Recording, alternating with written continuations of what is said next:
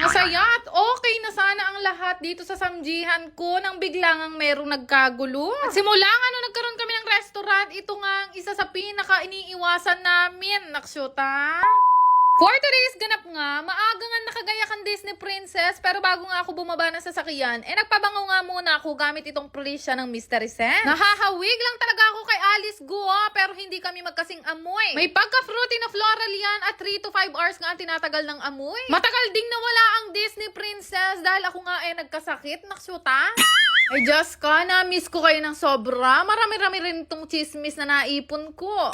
Parang wala nga akong karapatang mamahinga dahil habang ako ay nagpapagaling, napakarami ko nare-receive na mga messages. Nakshoot, isang linggo lang ako na mahinga. Napaghahalataan yung mga chismosa, Sabi ko nga sa inyo, nagkasakit nga ako. Diyos ko, kahit pala Disney Princess, nagkakasakit rin. Pero ngayon nga medyo okay na ako. Tingnan nyo naman, nakalabas na ako at nakabili na ako ng kaserola. Bali, lumabas nga muna kami saglit ni Bebo at dumaan muna dito sa bilihan ng mga gamit. Kulang pa kasi yung mga gamit namin sa samjihan at balak nga namin tong dagdagan. Kahit nga ng mga araw na nagpapagaling ako, nasa isip ko pa rin yung mga kaserola na yan. Dahil syempre, kami yung makibandi, kaya dapat kami yung bumili. Pero bago nga kami mapunta dito nila Shaira Vlogs, pinalista ko pa sa kanya kung ano pa yung mga kailangan namin bilhin. Minuka, kasakit nagbi-business, no? Hindi ka pwedeng maglagu-lagu lang. Pero mas okay na rin to sa akin kaysa panay ako nangungutang.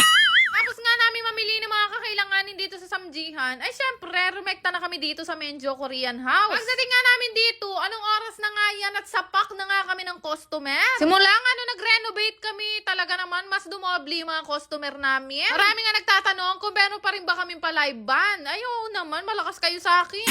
Basta pupunta kayo dito kapag weekends. Basta tandaan nyo, weekends lang ang schedule nila sa amin. O tarugo, magpunta kayo sa amin Monday o Tuesday. Ay, nung kumana akong singer. O ganyan ang lagay ng aming samjihan araw-araw, umulan, umaraw o bumagyo. Walang makakapigil sa mga taong danupan.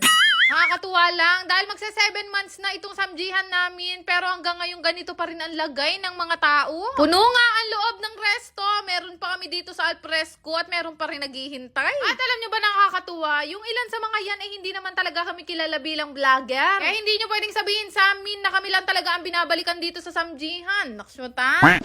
Alasan kasi dito nila pinipiling mag-celebrate ng birthday. Kakantahan kasi namin kayo at meron pa kaming pa-birthday cake. Pero syempre, magsasabi naman kayo sa mga staff kung birthday nyo, huwag kayo magtatampo, hindi naman namin hawak ang mga PSA nyo.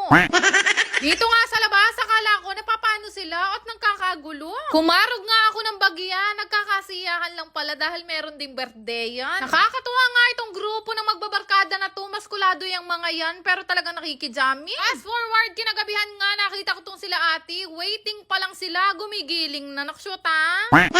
Sabi nga nila sa amin, ilang beses na daw sila nagpapabalik-balik dito sa samjihan. Ang sagot ko naman, dapat lang. Charit! At dahil nag-uulan nga, nako, sinawang magsopas, magsamji naman kayo. Hindi mainam yung panay sopas, champurado, ay hindi nakakatulong sa baga natin. Ano naman mo yung kinalaman ng baga? Hindi ko na nga rin nahintay na mag-close nga kami ng samjihan at nagbiyahe na nga kami pauwi dito sa Bugay Farm. Pagdating nga namin dito, nagbihis na lang ako ng mabilisan at galit na yung nanay ko. Kanina pa daw siya nakapagprito. Diyos ko, Angeline, sasamalya. Ang dinner nga namin ngayong gabi ay piniritong tilapia na sa private school nabili.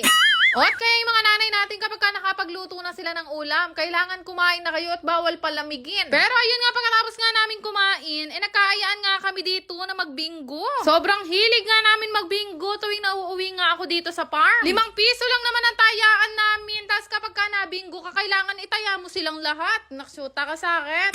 Hirap na hirap nga akong kalaban itong nanay ko dahil pag nabinggo ko, obligado ko siyang itaya. Dahil pag yan, hindi ko na itaya. Ay, Diyos ko, isusumbat niya sa akin yung pagpapalaki niya sa akin. Naksyuta, meron nga rin ganun. Isa pa nga sa pinakamahirap na kalaban sa nagbibinggo, yung mga malalabong mata na napakahilig pa mong bumola.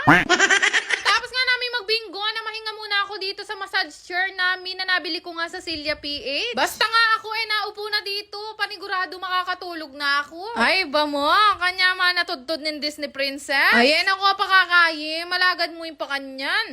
Maya-maya nga ginising na rin ako ni Bebo at sabi niya sa akin, uminom muna daw ako ng pampapres. 2 taong ko na yan gamit at hindi ko yan pwedeng makalimutan. Ito nga yung Neko Tayon na iniinom ko. O, alam niyo na kung bakit hindi ako nagiging Zoraida. Nandahil yan sa Neko Tayon. Naksyuta.